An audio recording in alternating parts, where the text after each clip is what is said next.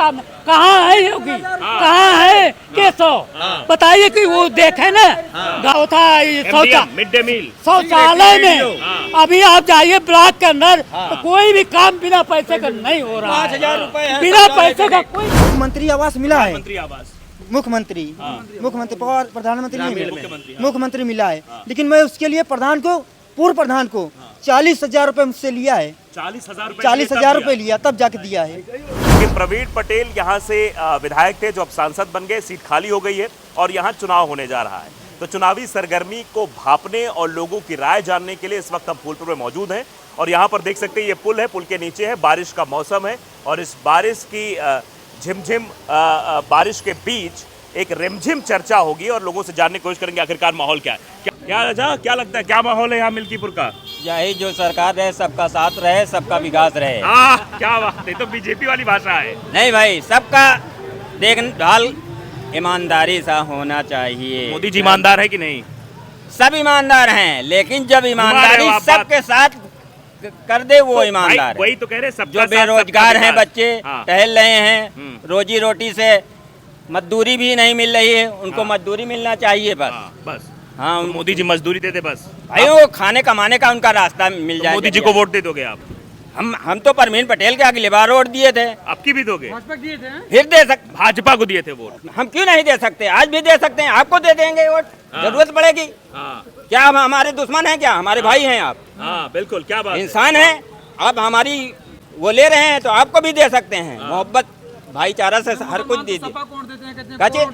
ये तो अपना अपना विचार है, वोट में है, जिसको जिसकी मर्जी हो उसको दे सकता है। ये देखिए हमारे साथ मुसलमान दादा है, ये गंगा जमुनी तहजीब की बात कर रहे हैं। और दूसरी सबसे बड़ी बात ये कि पिछली बार प्रवीण पटेल यानी कि भारतीय जनता पार्टी के प्रत्याशी को वोट दिया हूँ, जो न दिया उसकी माँ का दिया हूँ प्रवीण पटेल को।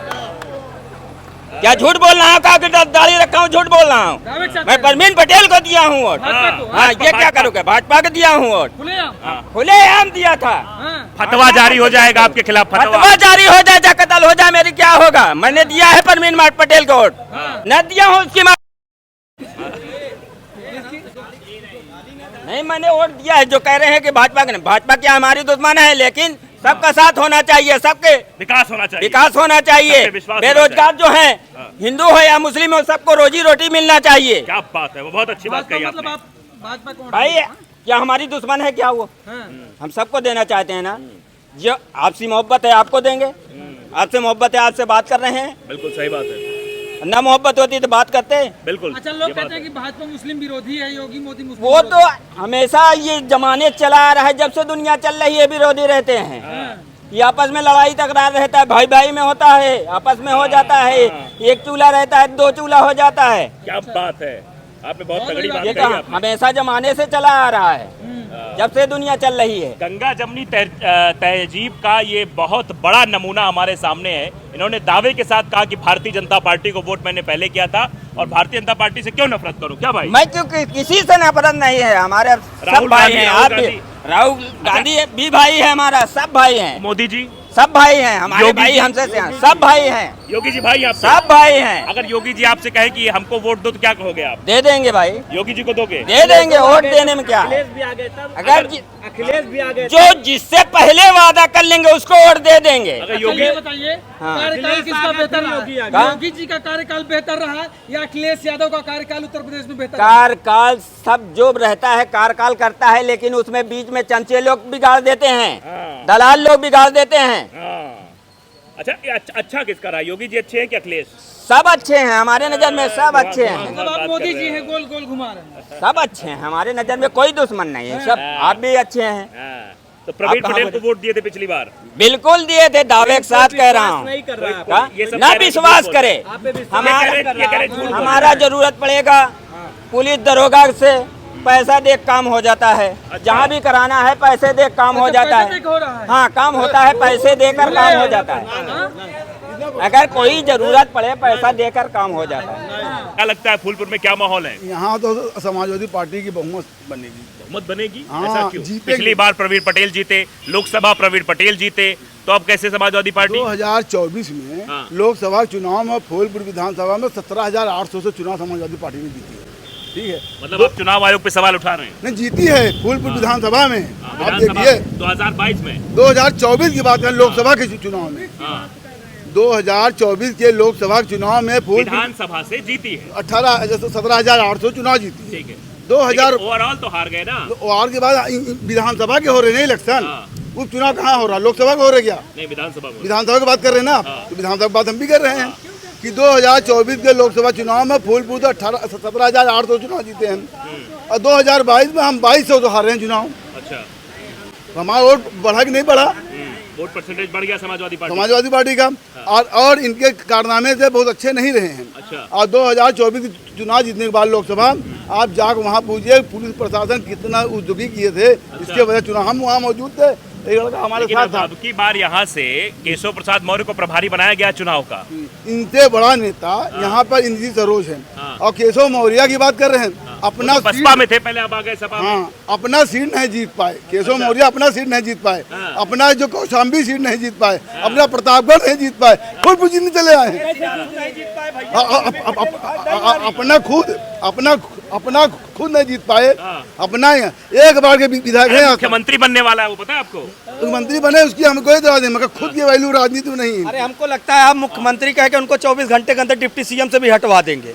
ऐसा मत कहिए, भाजपा में बड़ी गुटबाजी चल रही है।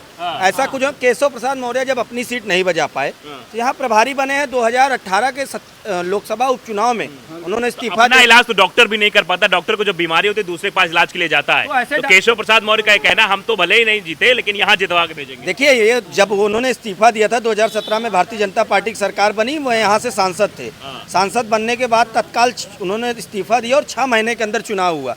जब प्रचंड जीत भारतीय जनता पार्टी की हुई तब यहाँ से वो केशव प्रसाद मौर्य अपने नेतृत्व में चुनाव लड़े और यहाँ से हमारे समाजवादी पार्टी के सांसद जीतकर सदन में गए।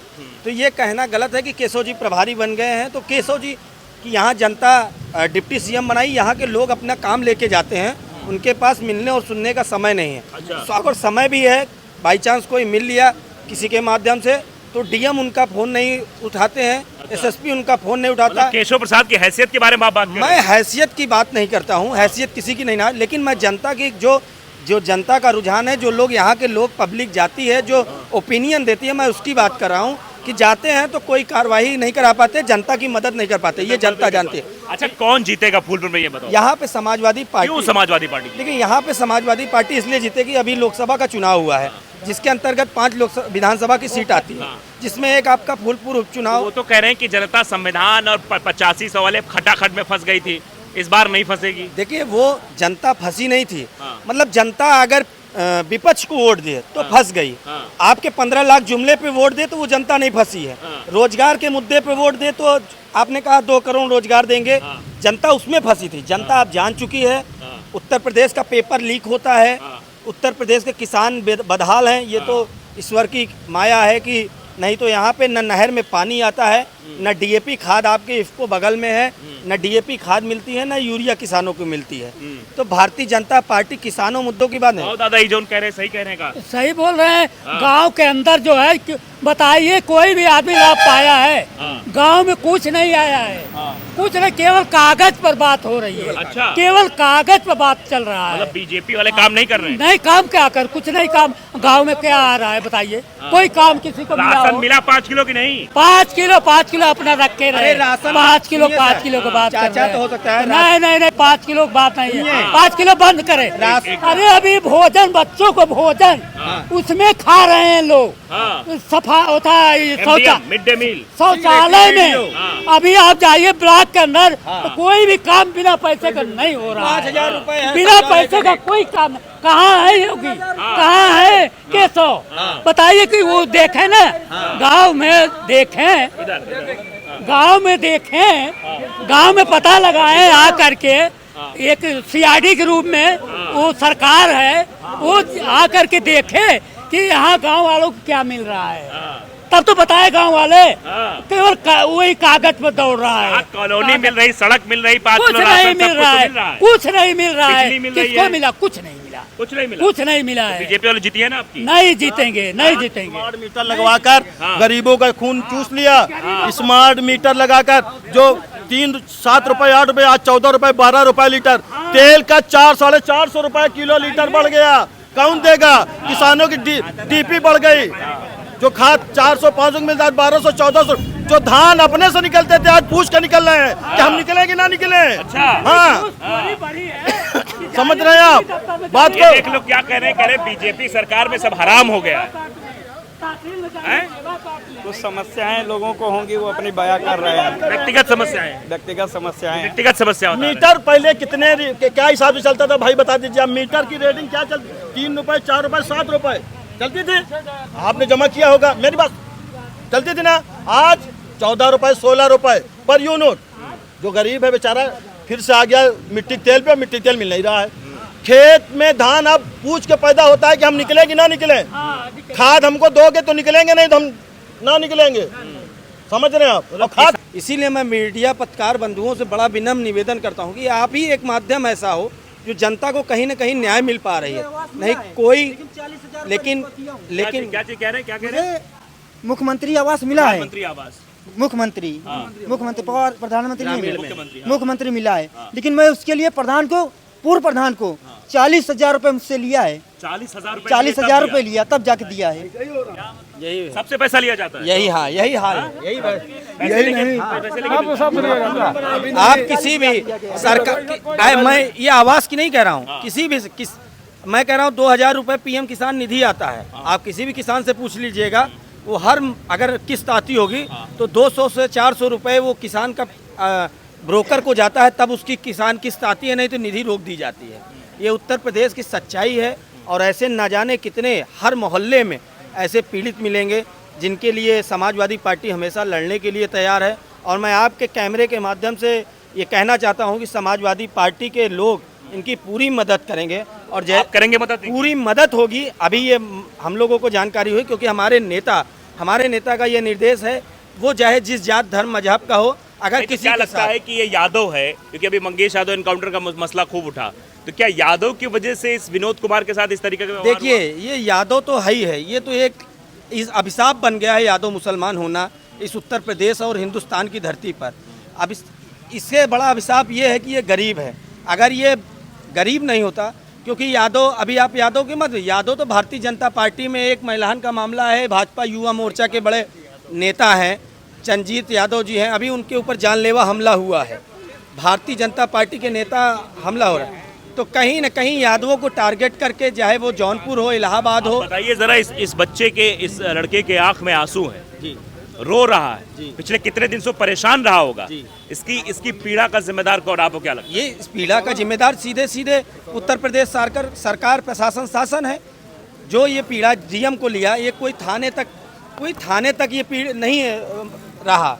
ये डीएम तक ये फरियादी अपनी फरियाद बता रहा है कि डीएम एसएसपी तक के बात पहुंच चुकी है। तो कहीं न कहीं जिस अगले पक्ष का नाम लिया है, तो कहीं न कहीं सत्ता पक्ष का होगा, संरक्षण होगा। इस बात को मैं ऑन कैमरे के साथ पूरे दावे के साथ कह रहा हूँ कि जो विपक्ष होगा वो सत्ता पक्ष के संरक्षण में होगा। देख रहे हो दादा क्या हो रहा है? दादा देख रहे हो बच्चा कैसे रो रहा था? हाँ, रो रहा तो बिल्कुल सही है, सत्य है। इतने आदमियों के बीच में उसने बोला, आपके समक्ष बोला, हो गलत थोड़ी बोला है। आप भी कह रहे थे कि तहसील भ्रष्टाचार चलता, पैसा हाँ बिल्कुल, पुलिस वाले 20,000 मांग रहे थे। अरे वो बात हर जगह बिना पैसे काम नहीं हो रहा है। ब्लॉक के अंदर मैं देख रहा हूँ, घूमता रहता हूँ ब्लॉक में, बिना पैसे का कोई काम नहीं। फूलपुर के रहने वाले हो? नहीं, प्रतापपुर के फूलेपुर में लागत है। हाँ नहीं, फूलपुर नहीं, प्रतापपुर। चलो, तो ये देखिए और भी लोग, बताइए क्या माहौल है भाई? समाजवादी पार्टी जीत रहे हैं। और क्यों समाजवादी पार्टी जीतेगी? यहाँ क्यों जीतेगी, कारण बताओ। समाजवादी पार्टी का यहाँ गढ़ है। गढ़ है? अच्छा, गढ़ रियासत तो खत्म हो गए, राजा रजवाड़े खत्म हो गए, तो गढ़ और रियासतें तो खत्म हो गए, अब गढ़ किसका बचा है? अब जीतेगी समाजवादी पार्टी। क्यों जीतेगी? जीतेगी, जनता उनके साथ है, पूरा खुल के समझ में आ गया है। हार रही समाजवादी पार्टी, सब सारे लोग पंडित जी खड़े तो कह रहे हार रही है। अरे पंडित जी कहने दीजिए ना, पंडित जी क्या कहेंगे? समाजवादी पार्टी जीतेगी, अब बहुमत से भारी मतों जीतेगी।